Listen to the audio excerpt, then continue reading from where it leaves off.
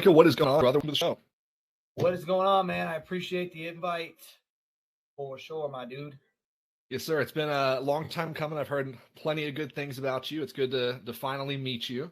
I was just chatting with Hassan Matea just a couple days ago. We were discussing a little bit about American Pro 2 coming up here soon. And I know, you've got Fight or Quit going. You've got thousands of programs with thousands of people on them. You've had a lot going on for a long time in the industry. But I wonder, for those that may not know about you, just kind of give a little bit of a brief intro just as to who you are and why you do what you do. Yeah, so my name is Micah Marino. On Instagram, it's my name, Micah_Marino. Been powerlifting, been in this industry for over 20 years. I'm 32. I did my first meet in 07. Started powerlifting long before that. Fitness is in general always been like a part of my life, whether it's sports or just training in general. My dad powerlifted, so it was just something I just fell into, and I had to do it for all the sports. As being a young kid playing, sports, being athletic, we always had to work out. And long story short, I fell in love with this drug. This is the drug that I choose to be addicted to, which is in many ways, and I'm sure we'll get into it, that has saved my life. In many ways, and we can get into that as the show goes on. Yeah. So, well, I know, and I a little bit of me following you over the last few years. I know you started lifting pretty early. Like you said, you've been in the field for the last 2 decades. You're only 32, so clearly you got started early. What was those teen years like? I know they were pretty formative for you, and how has that kind of shaped where you're at now? So as far as like my teen years, I mean, growing up and going through like high school, I was a really competitive football player. So that was kind of like the only thing on my mind was to get to the next level. And honestly, just doing whatever it took. I was young, I was dumb. And at that time in my life, I did not care about basically anything other than playing, college football or even further past that in the pros. And I was definitely good for the next level. Got on steroids at a young age and been on ever since. Would I tell the next young football athlete to do that? Absolutely not. But it's a mistake that I did as a kid, being 15, getting on steroids. And at the same time, it's been something that's allowed me to be in the position that I am. So I don't regret it, but I wouldn't tell anyone if you want to be great, you got to be willing to do whatever it takes. In a sense, that's true, but I would never tell them, hey, let's get you, and and that's another reason why I coach, is to, get in these kids' heads and let them know that, this is a marathon, and it's not, you're not going to do it overnight. And, that's the one thing when I have younger athletes is I try to limit them to a certain amount of meets per year. Cause I mean, I've done so many meets that, getting burnt out is a real thing, the talent nowadays is just getting crazy. So I want to see these athletes, the longevity in them, not get bored. So I'll get athletes and they're like, yeah, my coach is telling me to do every single meet. And I'm like, yeah, because that benefits them, especially if you're good, Right. I personally would rather you do 1 to 2 meets, 3 if you're tested at most. So Yeah, well, this conversation on PEDs we'll jump into in a little bit, because I definitely, it's something that you've been more publicly honest about, and I saw you post that video about a few months ago. Just in the ramifications of that and the reality of that. Of course, people who have been in fitness long enough recognize that that's a reality. And to achieve a certain level, it's a necessary evil. But especially, you mentioned kind of longevity here. There are so many people who have just, even the last couple of years, they just blow up, right? They come out of nowhere, and a lot of them are coming from high school athletics. That I feel like historically it was just like, these are just the meatheads over in the corner lifting weights.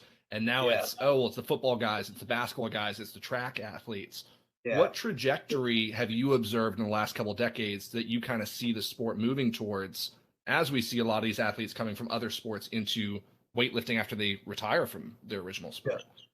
Yeah, I mean, honestly, the sport has changed so much over the last 20 years. I've seen it all, dude. You know, when I started powerlifting, bro, they didn't have a raw category.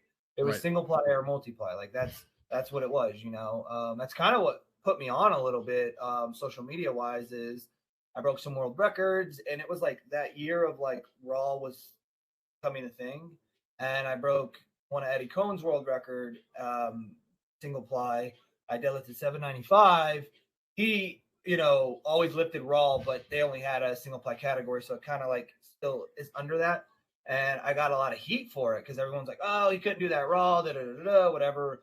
So like that's kind of how I started on Instagram was a lot of haters and people just running their mouths and da da da. So then I was like, "All right, well, I'll come over and do some raw."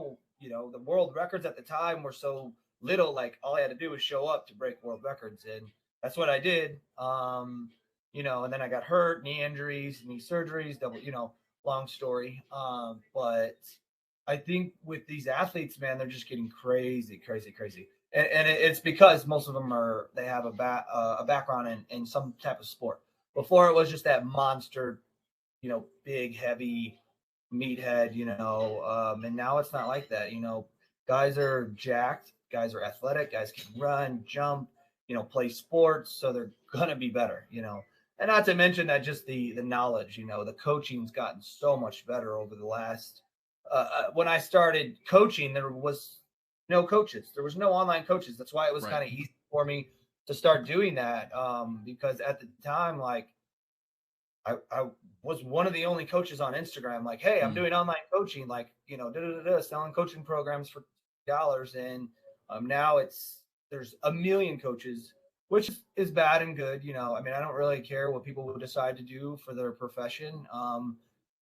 I never wanted to be like, hey, you shouldn't be a coach. I think if that's what you want to do, there's a right way to do it, but it's on the athletes to pick the right coach. You know what I mean? Like, if I would have never just started coaching, I'd never be where I'm at, So when you get online and you see all these people, they're like, oh, so and so's coaching, he's done one meet, and it's like, well, you gotta crawl before you can walk, kind of thing, So, but as far as these athletes they're just freaks, dude, and especially on the female side, like you're seeing numbers that are.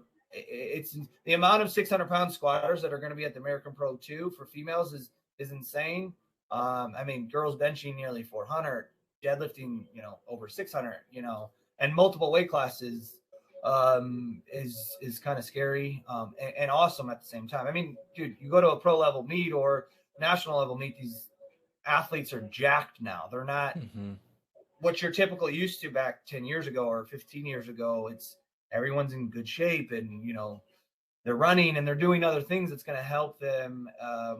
The training's just gotten so much better. Like it'd be cool to see like some of the OGs, how they would do it with today's like technology and supplements. Like back then we didn't know how to take drugs. We just took drugs. Like, right. You know what I mean? And even the guys before me, dude, like I'm still 32. Like the guys who are 70 or 60, like Ed Cohn and those guys, like what did they just kind of jumped in the ring and they didn't, they just trained, Now it's you got training programs, you got a coach for this, you got a nutrition coach, you got, it's just so much different, man. And a lot of these kids don't know it. That's a huge problem in this sport is a lot of these kids are spoiled. They're little brats. They think if they can't do it, they see the guy deadlifted 1,000 pounds, Danny Grisby, that's what I want to be. And it's like, dude, Danny Grisby's been doing this multiple years, and not to mention he's a freak. His first meet he pulled 850 at his first meet. So yeah, not saying that like you can't do that, but like there's 1% of Danny Grisby, you know what I mean? Right. He's just an example of who he is, but the sport's definitely growing in the right way, the right direction for sure. And that's one of the reasons why I host so many meets and the way I host meets. Because I know what it was like for me when I first started, especially on the local level. A lot of people don't give them enough attention. And you got to remember that those are the people that are supporting our brands. We're coaching.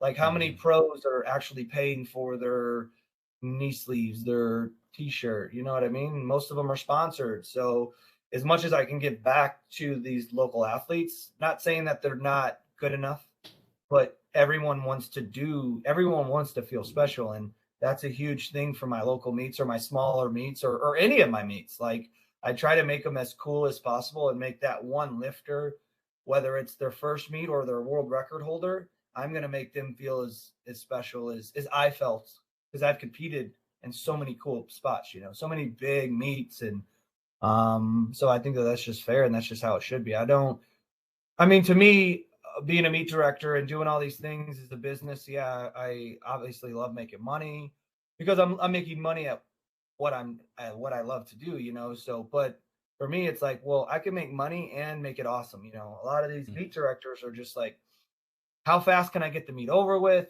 How little amount of money can I invest into the production? Or it's a local meet, like whatever, for me, I'm always constantly trying to better the next meet. The last meet that I did, like, how do I get a tad bit better? Yeah. I was chatting with this about someone else recently. So I'm a state ref with USAPL, and a lot of those local meets in general are just kind of backyards, right? They find a warehouse somewhere, and you got 20, 25 lifters on one platform, and it's kind of ratchet, right? And I've always commented that at least Virginia in the USAPL Sabre does such a phenomenal job at creating production, even on a novice level. I was coaching in a novice meet last year, and yeah, he's got smoke going up, and he's got the megaphones, he's got announcers. Like, he wants it to feel for them the equivalencies if they're stepping on a pro stage, Exactly. because the thing about meets is nobody wants to go and watch a 9-hour long meet when the person they're watching is there for 6 minutes on the stage, Right. and the rest of the time they're just sitting there like, all right, like, cool, like there's snacks, like there's no, there's no production value. Yeah, powerlifting is definitely a boring sport, especially if you're not in it. A lot of people say that powerlifting is not a spectator-friendly sport, which it's technically not. But as being a meet director, it's our jobs to figure out ways to make it entertaining. Like little things, like in between the breaks of just moving the monolift off and putting the combo rack on for bench. I'm grabbing little kids out of the crowd and making them throw T-shirts out, and that's one of the things that a lot of the lifters say when you come to one of our meets. Like the hype is on a whole nother level. Like literally, we have athletes that have told us, like, I won't do your meet again because it's just too, like, it's too hyped, like it's too much pressure. And that's fine. I think a lot of power lifters, and I love power lifters, so like I would never, a lot of power lifters are just a little bit, soft right now, and pressure should be applied to you, like how we are athletes, but a lot of us look as we're just power lifters, and it's a hobby, which in reality it is a hobby, but it's a hobby that most of us live by. Like I eat, sleep, and power lift. That's my life for my whole life, and it saved me from going down different roads. So applying pressure, like say for example the American Pro, like doing the red carpet, doing things where you have the camera in your face. Like some of these lifters are like, dude, that's too much. Like it's stressful, and it's like, well, tell that to Floyd Mayweather. Yeah. Tell that to a lot of people want to see powerlifting on ESPN or on the pro level. And it's like, well, as an athlete myself, we have to. The American Pro, you saw the production, you saw what it was. You saw what Sabre's doing for the USAPL. We're bringing production that is pro level status, and it's not all athletes, obviously. Some of these guys love it. I know a lot of people on the pro level, and they just love it. The cameras in their face, and that's why you're some of these numbers are getting crazy. Jumbotrons, for the American Pro, and that's what I try to create on the local level as well. Is a little bit of pressure, and because at the end of the day, that could push you to do a little bit better. Than holy crap, like I did a PR. Like sometimes when it's a national record, I ask the whole crowd to stand up. You know what I mean? Like it's not that I want to try to put pressure on you, but I want you to feel special. I want you to get hyped. Like this is powerlifting, dude. This isn't like golf or chess where it's got to be quiet. And that's honestly what you get at a lot of these meets, dude. Like I've been to some meets and, since I've started. And that's one thing that I make sure to do is out of all the meets I've been through, I think of what is the stuff I hate. I ask athletes, what do they hate and what do they love? And I try to apply that for my events to make it like, well, if 10 people hate this, why would I do it? You know? Yeah. I had a competition out in Salt Lake City a couple years ago, and the microphones and the speakers cut out during deadlifts. So the music was dead, right? So in my head, like, okay, well then if we have an announcer, if we have a crowd, there's energy that can come out of this. False, just not what happened. So I remember going out for my final deadlift, and it was a PR, and I'm warming up, I'm in the zone, and my guy hits me as hard as he physically could in the back. They're all screaming. My whole team is going wild, and it's just silent. Like, I mean, the venue is silent, and like I still hit the lift, and I was like, great, but outside of that, it's just brutal. You farted, everyone would hear it. Exactly, and that's just not what you want. That's as a competitor, you can't. No, I mean in any intense level sport, I get it. Powerlifting is very technical, and you have to be. Trust me, like I know that, but you need to be like fighting, like you know what I mean? Like that's to me what powerlifting is, and everyone has a different way of how they get hyped, but when you can bring the crowd involved, like I've been to some national level meets and I'm like, why is homie sitting in the front row on his phone and you got national, like as a meet director, I see that. I'm walking up to you and I'm like putting the mic in your face as a spectator. I'm like, yo, who are you here to see? Da, da, da. Like, I do stupid stuff like, hey, on 3, power, like 1, like we love powerlifting. Like 1, 2, 3, we love powerlifting. Like that's, I mean, dude, you're sitting there all day. So it's going to get boring no matter how many people you're there to watch or how much you love powerlifting. And then you have people that think, well, why don't we just make the meet shorter? I'm not showing up to a 20 lifter meet. I don't care. Like I'll just watch it on the free live stream, so you have to figure out ways as meet directors. Well, if we make the meet shorter, but it's really, really good lifters, I'm still not going to travel for that meet. I'd rather do it for a weekend event where there's 3 days or 2 days and you have so many good lifters, and it's as being like someone who's been on those kind of stages, but also like someone who sees how great these powerlifters are. Like I would rather take a whole weekend, and make them fun. Now I'm not saying like 12-hour meets, are fun. 10-hour meets, 8-hour meets aren't even fun, so you have to then that's what we're trying to do for the American Pro. We're going to test out sessions, more AM session, PM session, and in between we're going to have something cool. Like, I don't know, a rapper come rap, or, a deadlift seminar by freaking or something that's going to create people to be like, I want to stay here. At the American Pro last year, the sleeve day, the venue held, I don't know, we sold over 950 spectator tickets in one day, which is like insane for powerlifting. Like for a one platform, 45 lifters, like you're not seeing that anywhere. For one platform, one day, over 1,000 people. But I promise that it was a long day because we had some technical, it was our first time doing such a big meet.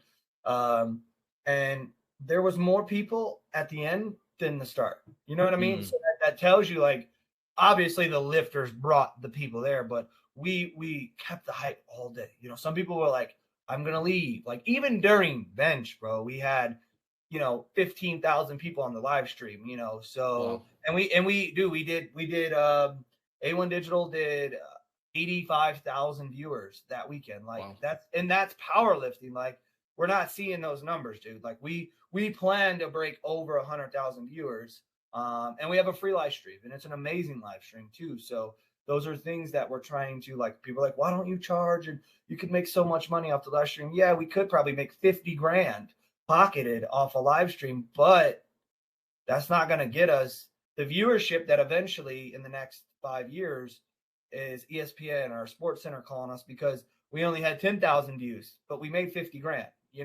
versus 80,000, 100,000.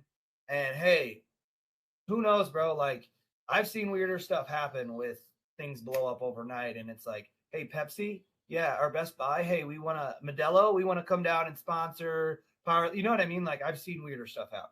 I mean, look how many power lifters are getting featured on ESPN, Sports Center. Shoot, we had ESPN and Guinness World Record at the American Pro for Tamara Walcott. I don't know who that is. She's been on Ellen. She's been on coming Good Morning America. She's kind of blowing up, and she's a powerlifter, so it's great for the sport. That's our end goal, is not what we could do right now. I mean, how many big pro level meets you see come and go, right? Yeah. Because it costs so much money to host these meets. Dude, we were in 75 grand just to host the meet. But somehow we managed to actually profit after all that, after paying out 25, I think it was 25,000.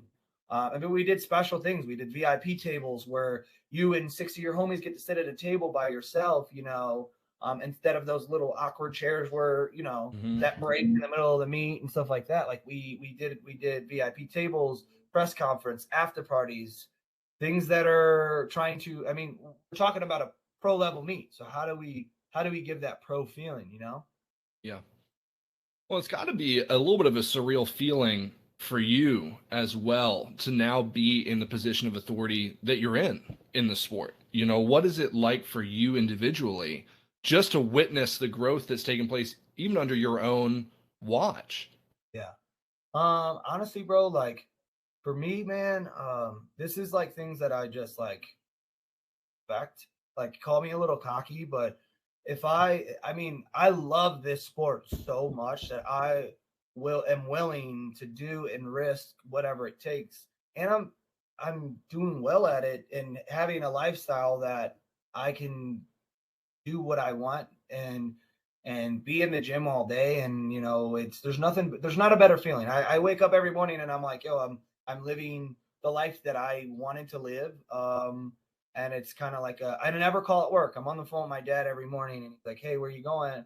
I'm like, headed into the gym. I've never been like, hey, this is work, and that's, to me, what makes what we're doing so good and fun is because we actually love it. Like people who say that they're not making money as meet directors, I don't buy that.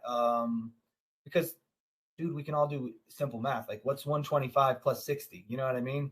For coaching passes or $30, so, and then you get to the meet and you're like, bro, there's a banner the size of a freaking towel, beach towel, like, but I do give props when it's given. A lot of meet directors are stepping up for sure. And I think it's awesome for the sport. Like, there's so much like bad blood between federations, and dude, I have USAPL lifters and WRPF, USPA lifters.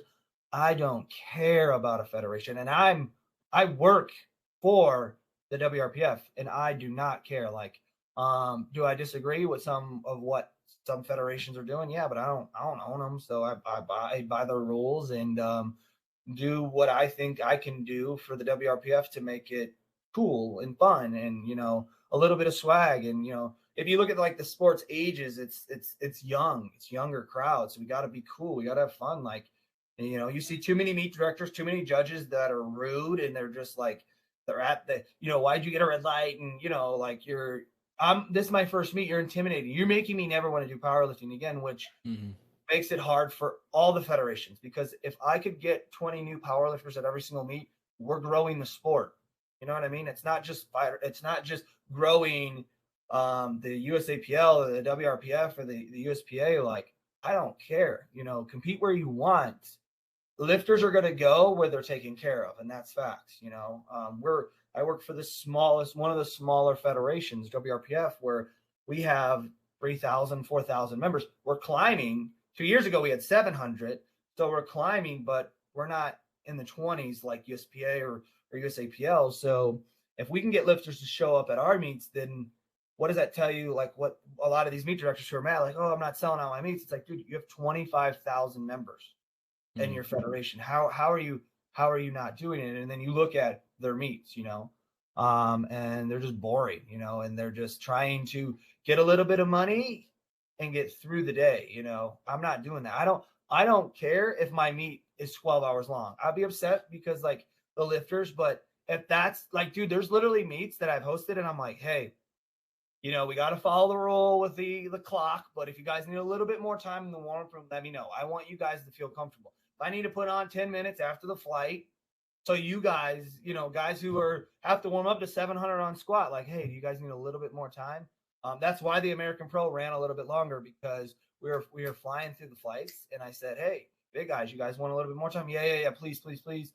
You know, because you've seen warm up rooms, dude, they get crazy back there. You got 18 coaches, you know, this and that. So that to me, if I have to be there 2 extra hours, I love it, bro. I'm here all, you know, I want to be there, you know. Yeah. So it's to answer your question, it's a really cool feeling, but this is something that I've always wanted to do. I've always wanted to start a brand. I've always wanted to start a community. So it's not even hard. I'm putting in a lot of hard work, but the work that I'm putting in isn't hard for me because I love it so much. You know what I mean? Like, dude, when we host meets, we destroy our gym. We put everything in a U-Haul. The whole gym is just let's have 6,000 square foot gym. Let's create it to where it's an awesome meet. You know, we turn the lights off. It's like a nightclub. I mean, we are in Las Vegas. Spotlights, fog machines for the local meet. You know what I mean? For someone's first meet, this is what they get. You know, it's kind of funny because I get so many people emailing us or DMing me like, dude, I did your meet first, and then I went and did this meet, and I got spoiled. I thought this is how all powerlifting is. You know, I wish it was, you know, but hey, other meet directors are doing other cool things. You know, there's a lot of cool meet directors that I respect, and I enjoy watching them. You know, and it's kind of cool seeing, oh, that dude just did that. I'm gonna buy this because he did that, and I like that idea. I'm not stealing, or I see so many people do stuff that I have or I've done or whatever, and I'm like not mad about it. I'm like, here, dude, I don't patent this shit. You know. So I want that for everyone, you know. If we all can be on the same level of what we're doing, we can't fail as a group, you know. Yeah. Well, the reality of a united front goes a long way, you know. Even just in collegiate powerlifting, I mean, we've seen how, you know, collegiate nationals has expanded, you know, in the last couple of years. When I started competing in college, it was tiny. It was still small. Collegiate powerlifting wasn't really a thing. And so I remember when I first started promoting my university's powerlifting team, everyone was like, well, why would we give you funding for that? And then now that I've graduated, the current club president's like, yeah, they flew us on a private jet to collegiate nationals and LSU. I'm like, that's wild. Like, that's awesome, you know, because it's creating, and even more so, it's a place where people who felt like they couldn't fit into some of the other mainstream sports have felt like they can actually find a home. You know, the people that weren't the football star or the number one point guard on their basketball team, they're like, hey, I've got big legs. I can probably squat something, you know, and that's create a platform for kids to feel like they can be welcomed. And I think that makes a world of difference. Yeah, no, I agree. I mean, dude, so I do press conferences at most of my meets. Not all of them because I want still my special meets to be my special meets, but usually like we host an all girls meet called Bad Bitches Only. The night before we have all the girls show up, they dress up, they get in heels. I introduce them, they go down the red carpet, and then introduce every single athlete that shows up, like whether you're world record holder girl or this is your first meet. And it's cool hearing, I mean, the amount of people that told their stories about how powerlifting saved their life, or dude, like they get emotional, bro. Like you're in these press conferences, and like what better way to set the tempo for a meet when you're like, man, I used to be a heroin addict, which I have lost people that have been on heroin. Family, my brother died at 18, you know, at 18 years old on heroin. So finding heroin addicts that now are addicted. That's why I say this is my drug, because I am an addict. And we all are addicts in a certain way. But this is my drug. This is what saved my life. You know, and that's why I always talk about it. Like, oh, I'm on steroids, but this is the drug that I can control. I can make sure I still have a great life. I work with a lot of good people that are helping, you know, making sure I'm doing blood work and all the proper things that I need to do. So I can live the life that I want to live and be strong. And, so, but it's really cool hearing these people's stories. You'll have moms that have lost their kids and they 40 years old, dude, and they picked up a barbell. They saw a fighter quit t-shirt, which is why our logo is a claw. It's not a lifter. We're not a powerlifting brand. We're an all around. This is what, like, I have a tattoo. My brother got a tattoo when he was 20, and I didn't have this. We didn't have this brand picked out, and it says like basically like fight, don't quit, kind of on his arm. So like that's just how we grew up. I've been poor my whole life. Living on my own since I've been a kid. Having to work 3 jobs, play sports. So being a hustler and a grinder has always been what I have been, and an athlete. So I just kept doing that until I got into a field where it's like, I'm actually good at this and I love this, like, I love negotiating. I love arguing, just something that, but at the end of the day, dude, seeing some of these lifters come up to me after meets is like, dude, it's so heartwarming, and it makes me, if you knew me and met me and been around me, I'm very selfish. But like, I don't plan to compete at all next year. Well, this year, because I'm so busy with what we're, dude. We have almost a meet every month. Some meets, two meets in 1 month. USAPL, because we host USAPL and WRPF. Like this month, we have one Saturday, and they have a USAPL one at the end of the month. We have 2 in March. We have 2 in May, 2 in June or July. That's a lot, man. I know. So, I mean, between WRPF and USAPL, counting WRPF nationals, the American Pro, and all the USAPL meets, and then we actually just got, how USAPL is bringing regionals back. Mm-hmm. You know that, but we got. I'm co-directing the regional on the South. I think it's Southwest. I'm not even sure, dude. Like I said, I'm not really good with that nerdy stuff. Sure. It ended up in a good position, but we're hosting it. We just got a hotel down here in Vegas, so that's going to be in August. I'm co-hosting it, so we're going to do like prime time. We're going to do VIP tables. Basically going to bring a little bit of the American Pro into the USAPL. After party, press conference the night before, prime time, VIP table seating. So trying to dabble a little bit of that swag into the USAPL, which I'll be honest, USAPL's got some swag right now, bro. Like they're the Fed, like, and they've always been the Fed, but it's very noticeable who's running their media. Like it's kids, it's people who are cool, got some swag. Like, dude, they on their social media page, they got great, some good music in their reels, and their media team is killing it. I used to, dude, I mean, I've been popped in the USAPL, so twice actually. Not a fan, but I was young and dumb, and I just wanted to compete, and they were the only meets I could afford to go to, so whatever. But they're the most. I used to hate them just because they popped me, right? So, but now, man, like I never thought I'd be like, oh, I'm gonna co-host the USAPL meet. I got a USAPL sign. We're the only USAPL gym in Vegas, so, which is like so weird, but also it's really cool. To just dabble into that federation, even though I would never do a USAPL meet because I can't. But it's definitely a very, very unique and cool federation, and I like what they're doing with the Pro Series. Not a fan of all the rules, but I'm not a fan of a lot of rules in life. And that's okay. Yeah.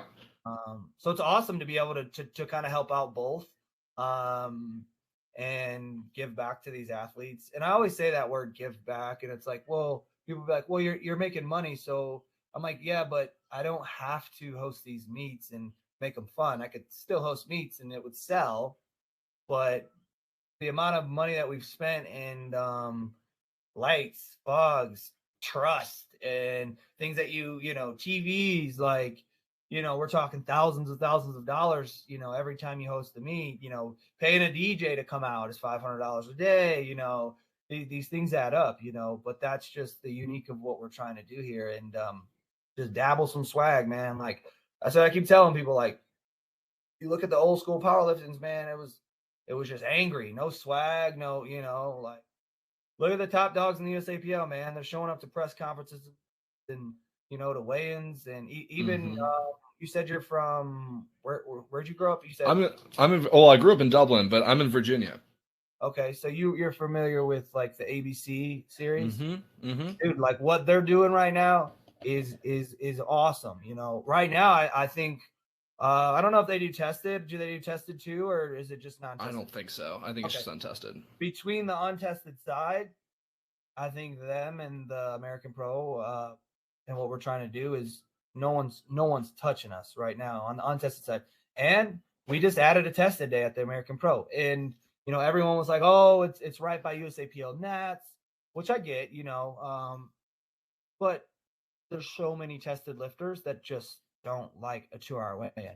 Nothing against the federation. They just don't like the they don't not, I'm sorry. It's not that they don't like the federation. They just don't like a stiff bar or a 2 hour weigh-in. So, bro, we hosted when we went live for the American Pro 2, we had a tested day, sold out faster than the wrap day for non-tested, way faster.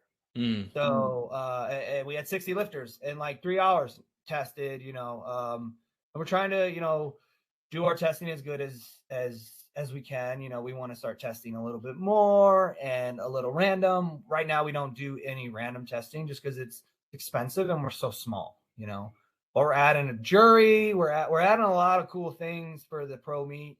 You know, so it's very exciting, dude. I mean, I could go on and on about what we're trying to do, but most of the time it's just like just wait and see kind of thing. And people know where to go, bro. Like I feel Yeah. bad for some of these meat directors because their meats aren't selling out. But then again, it's like you're your own problem, right? You know what I mean? Yeah. Like do something about it. Don't complain to the federation. Like I've never once asked anyone for help to help sell them. I mean, the amount of people that like hit me up for and they won't even be a part of the federation that I'm trying to grow, which that shows you I don't care. I don't have any beef with anyone. I mean, there's a lot of people that I just think are Joe Schmoes, but I'm sure people think that about me as well. And that's fine. I don't really I say this. I didn't come here to make a bunch of friends, but luckily I have made a bunch of cool friends.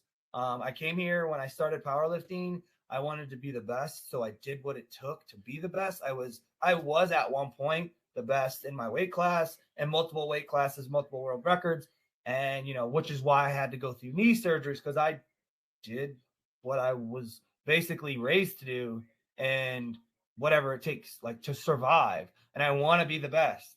And now I'm trying to do that with being a meet director. But for me, I don't care to be the best. I just want to be better than what I was the last meet. And if that's the best, I'll run with it, Yeah.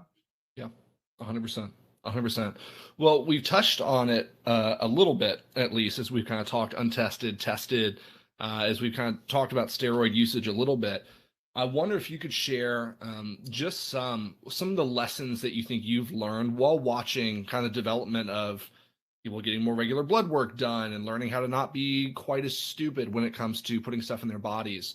That though we would never condone the use of it, the reality of lifters being engaged in it, what are some of the things that you've learned that would be wise for people to be aware of? Yeah, so the one thing I always tell people when we're on podcasts and they always ask about this stuff, I always make sure to say that I'm not a doctor. People always hit me up and they're like, "Hey, what do you do?" And I'm like, "Bro, unless you're my client, like I will say this, like for kids, people who are my athletes, and they're gonna get on them regardless, right? So how can I be like, hey, these are the steps, right? Mm-hmm. You got kids 22, 20, 9. I mean, dude, there's kids out there deadlifting 900.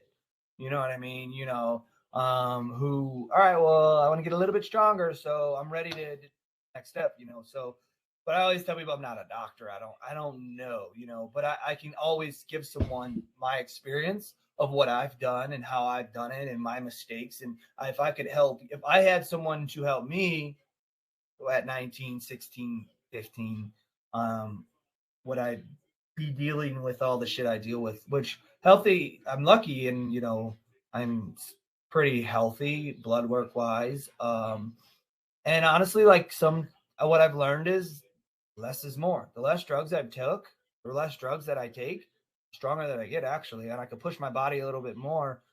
One thing we don't know is we get strong and we forget about our joints. And next thing you know, like they're not going to get better with drugs. They're actually going to get worse. That's just facts. You're moving more weight. You're able to push a little bit harder. Like for me, honestly, I have my non-tested lifters train less frequently than my tested lifters. I feel like as a tested lifter, you can get away with benching 5 days a week. Yes, we recover faster, but we also grow faster.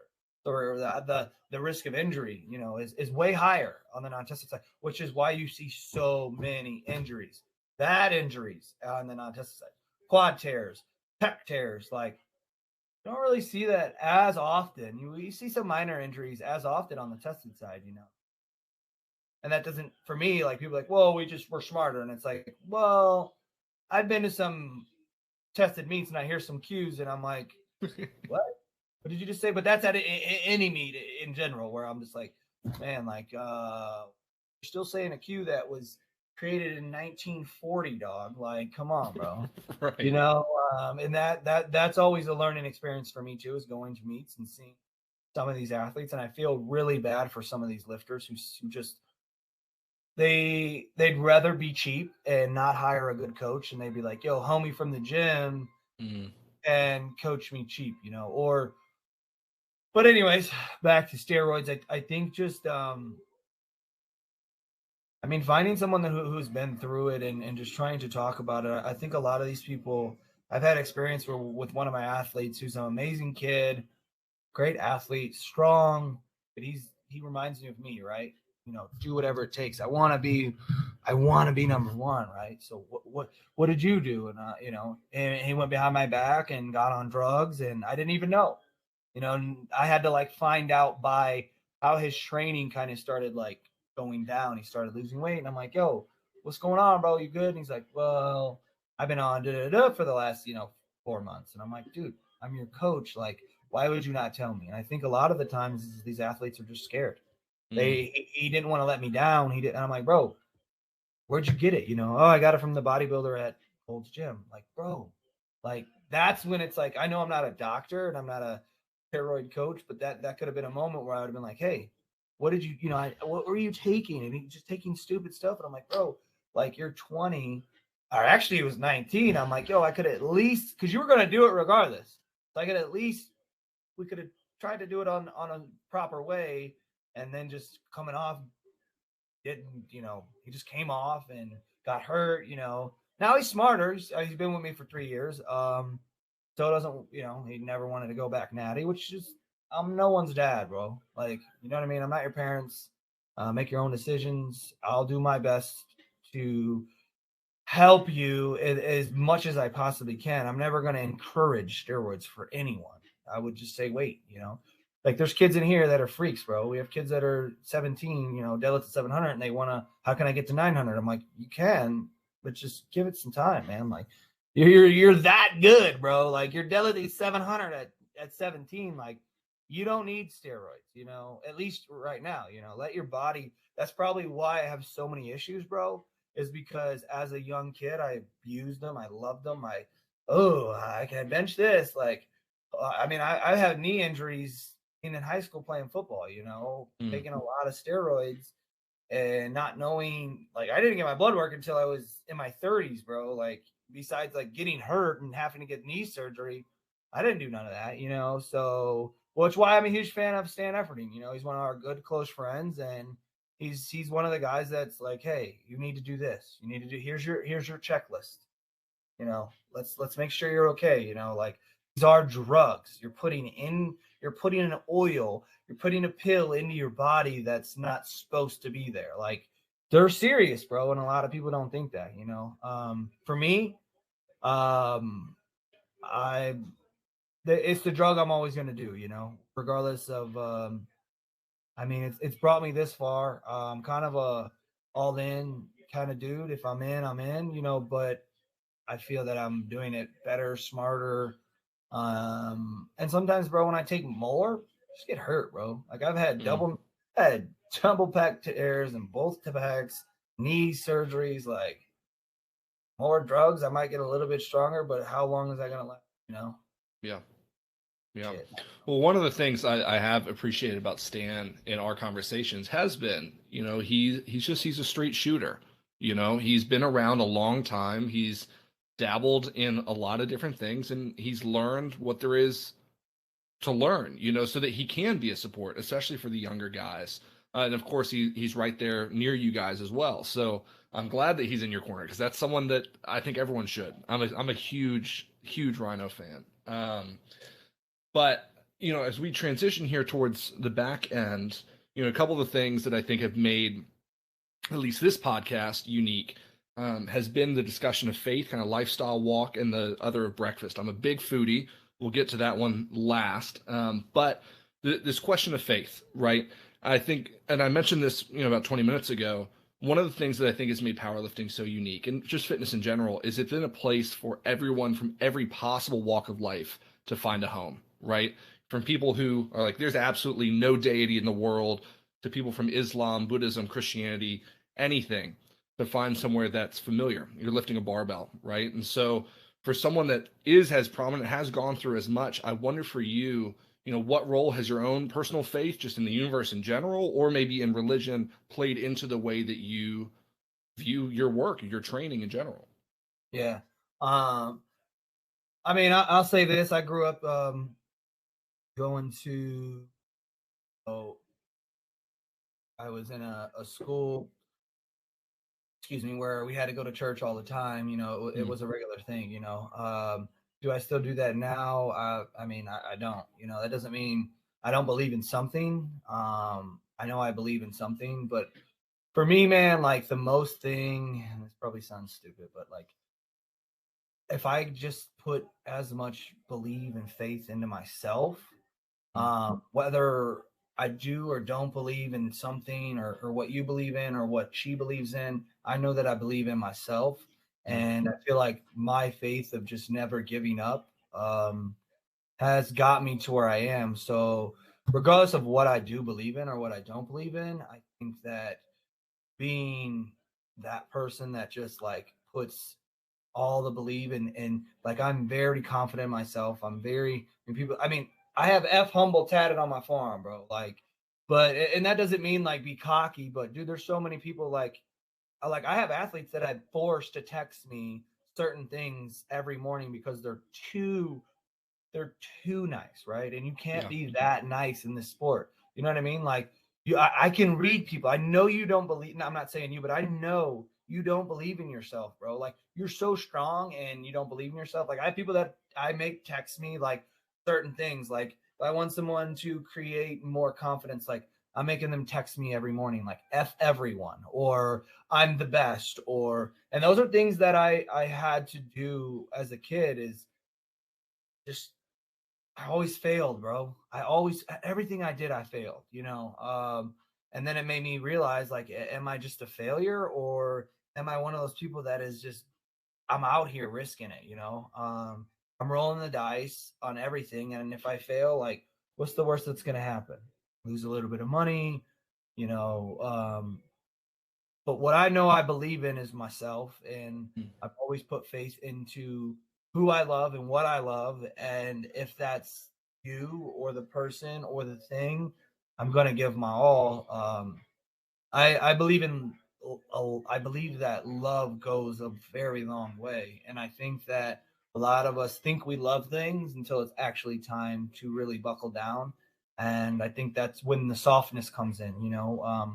Like man, there's been so many times in my life where I'm like, well, this sucks, like losing family members, living in my car, just bad things. People, getting that phone call of who died next, who's in jail next, especially Mm. being a kid of always growing up fighting, getting whatever I wanted because I was in a big time school. I was a good athlete, so I didn't have to do certain things because I was just an athlete. So it was easy for me kind of like growing up, being popular and being cool because I was good at something, and I got what I wanted during school. But once I left school, life as being 14, as I left school, I didn't have that, dude. I didn't have a family to run to. I live with my brothers, and half the time I had to pay the rent or buy the groceries. Or at 15, 14 years old, like I had to they created a own schedule for me for when I could go to school because I needed to work, and then I needed to go to football, and then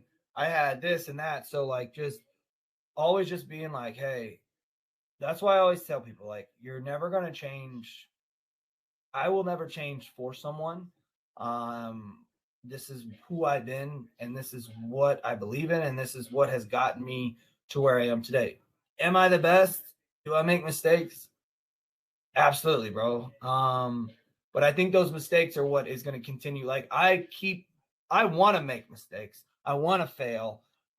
Because one, if I just keep succeeding, like I get too comfortable. So growing up, I was confused of what I believed in or just life in general. Like, why do these things happen? Why am I losing this person? Questions of, well, why him and not me? And at the end of the day, it was just keep pushing, don't give up, and you don't have to rely on anyone. Just put all your faith and love into yourself. And I mean, look how big self-care and love is nowadays, but that's how I literally lived. And I saw that question when I looked at it, and I was like really thinking about it, and I'm like, what is a good answer for that? And that's the honest truth. Regardless of it seems like cocky or arrogant, it's the truth of what I believe in, and I believe in what I'm doing, and I love it. And am I right or wrong? I don't know. I guess I'll find out one day, So that's kind of answer the question. That's a good answer, man. I appreciate the thought that went into that. It's one of the things that I've enjoyed the most in the last few years, whatever 60 plus episodes has been. I've gotten 60 different answers, and if I sat down with every single person on the face of this earth, I'm going to get 8 billion different answers. Yeah. It's amazing. It's easy sometimes to just look at kind of a two-dimensional view of everyone, but to realize there's influences behind why people do what they do. Yeah, no, I don't think that question, I don't think there's a wrong or really a wrong answer Agreed. for it, unless you're just a dick. Unless you're whatever. a dick, yeah. No, I mean, I read that question last night, and I had to like actually think about it, like, because for me, bro, I don't like to think about a lot of things. That's why when we started this, I'm like, oh man, I actually have questions. Like, I'm usually like kind of like someone says something to me, and I don't process things. And that's the difference between me and my fiance. She's a processor. Yeah. He does things a certain way. It has to be this way. I've never been that way. Like, I'm going to attack. I'm going to either succeed or I'm going to fail. And then I'm going to keep going. Like, I'm also ADD. I'm dyslexic. So like, this is my process of just keep going. If I fail, that's back there. I'm going to keep going, bro. And, yeah, that's how it's been. I hear you. Well, last big question here. This is the fan favorite: is breakfast food. Right? I'm a big foodie. I used to compete 308s, and so I had to eat a lot to stay that heavy. I obviously did not commit to that because I don't weigh anywhere near that anymore. But in the midst of that, breakfast was always the go-to for me. So my question for you is this: any breakfast food that holds king over anything else? Fuck the macros; it's irrelevant. What's the food? I'm not really a breakfast guy, bro. Honestly, bro, I'm a child, bro. I'm gonna be real with you, bro. Like, people are like, "Oh, you want to go do this, that, sushi?" I'm like, bro, give me a cheeseburger, give me some French fries, like. But breakfast food would probably just be like some. I mean, I can't say an omelet because I eat that every day. So, but maybe like cereal, bro. Like, I don't know, like. I'm a cheap date, and maybe like a cheat meal, be a little different, but breakfast food, like, probably just like some cereal, or some You a leftover. shredded wheat type of guy? Is that like grape nuts, or are you like an actual cereal that's good? I mean, I have a few like cereals, like Captain Crunch, Golden. whatever, golden grams. golden grams, cocoa puffs. I'm pretty open with cereal. It just depends on my mood. Like when I'm not in like a meal plan type deal, I'll just get like 7 different cereals. Be like, you know what, today I want Lucky Charms. Today I want Golden Grams. You know what? Fuck it, let's mix them. I'm not a huge breakfast dude, to be honest. I mean, also like just going to McDonald's and getting a freaking breakfast burrito with a hash brown. I hear you. I'm with it, bro. I hear you. I hear you. Well, last thing I got for you here as we wrap up. Obviously, American Pro upcoming. What else can people expect from you here in the coming weeks, coming couple months? A busy year, man. I mean, so we just got so we've been hosting the WRPF Nationals here at my gym. There's only been 2 ever nationals. Yeah, it's small fed. I started the first one. 2021. We had like a tested one, and then we had a non-tested one, and then the second year I was like, you know what? Last year I was like, I want to do it all together, right? Because like you're tested, I'm non, we're friends. Let's do the same meet together. Versus, bro, you want to go to Vegas twice? Right. Oh, I can't afford that. So, and we just split it up in different days. And for the second one this year, bro, we were able to have like 240 signups, which is like huge for a federation that's so small. Yeah. So we just signed contracts for the Westgate out here in Las Vegas, which is where USAPL Nats was. We won't be in the same ballroom they were in, obviously. They did 5 platforms. We're doing 1. But still, just, that's that next step that we need to go, that is potentially to just grow the federation, but more importantly, powerlifting. Like we can give our cool version, because it's going to be, it's not the American Pro, right? The American Pro, only certain lifters can go to that. You know what I mean? Based off dots, you may never get to the American Pro. It just is what it is. But now we have that backup meet, right? Every big federation that is doing something worth talking about has a massive nationals, right? Where you have 400 to 600, 700 amount of lifters, right? That's what's growing. Like, I want to be a national champion, and that's what we're trying to do in this federation, and but give our version of it, right? Like USPA does what they do and USAPL does what they do. So we want to give our best version of what, are there too many federations, bro? I don't care about that. Like, how many powerlifters are in the sport right now? Like, we wouldn't be able to keep up if we only had one federation, or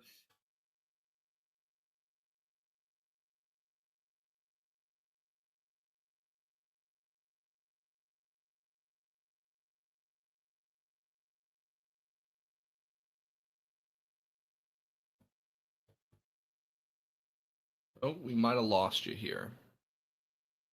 Hold on.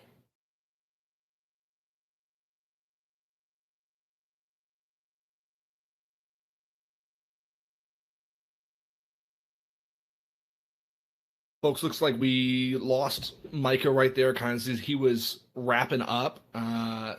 So we may splice this again with another audio clip. But if that doesn't work out, this was just a great conversation with Micah. If you love that episode, you're more than welcome to hit us up on YouTube, Spotify, iTunes, anywhere else podcasts are streamed. And we'll see you next week with Andre Milano. Go ahead. Yeah, so basically what I was just saying is we have WRPF Nationals tested and non-tested, prime and open. So the open just means, dude, anyone can sign up. That's going to be the AM session. It's 3 days. It's in September. It's at the Westgate. Where USAPL Nats was, we have a smaller ballroom. They had 5 platforms. We're going to have 1. And then we also have the regionals for USAPL, and then the American Pro.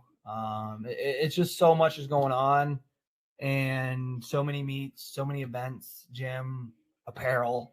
I mean, our apparel, we're doing drops every month. So for Fight or Quit. So we're just pushing and pushing and pushing. And the cool thing is that we're just not stopping. And at this point, we're every month we're growing whatever we're doing, So the goal is to continue to grow, maybe open up a bigger gym to have, more space, more to touch more people, bro, and just keep continuing to build the powerlifting community. We're the only powerlifting gym in Vegas that's only allows just powerlifters. Like, we don't have bodybuilders, and it's nothing against that, but this is the sport we love. We want everyone who walks in to know when I'm setting up for a deadlift, I understand what the fuck is going on versus, you know, being at a crossover gym where it's like, what are you doing? What are you doing? No. Everyone knows what is going on in the gym, you know, which is why I think our energy here is, we might not have the biggest gym or the best, you know, I mean, we have really good equipment, but as far as like accessory goes, we don't have the big bodybuilding section. We're getting there. But the cool thing is that we bought everything. You know, we didn't start with a company saying, here, use this. Like, we've paid for everything that we've earned everything that we have, you know? So it's a real cool feeling, and just knowing that we're not stopping, and we're true to the sport, and we want to continue to make it as cool as we can for every person that walks through the door. We literally dab up every person that walks in, and when we leave, how you doing? Like, we know most of the members. It's getting to the point where we're growing so much that some days I'm like, yo, who are you? But that's not a bad problem. Yeah, 100%. Well, folks, this has just been a great conversation with Micah Marino. Obviously, 1,000,001 good things coming out of Vegas. So definitely stay tuned. Find him on Instagram. It's just his name, Micah_Marino. If you want more from me, you can find me at Big Mo Powerlifting or Faith Fitness Podcast. You're also welcome, if you want to watch us talk about this, you can take a look at us on YouTube as well. With that, folks, we will see you next week with Andre Malone.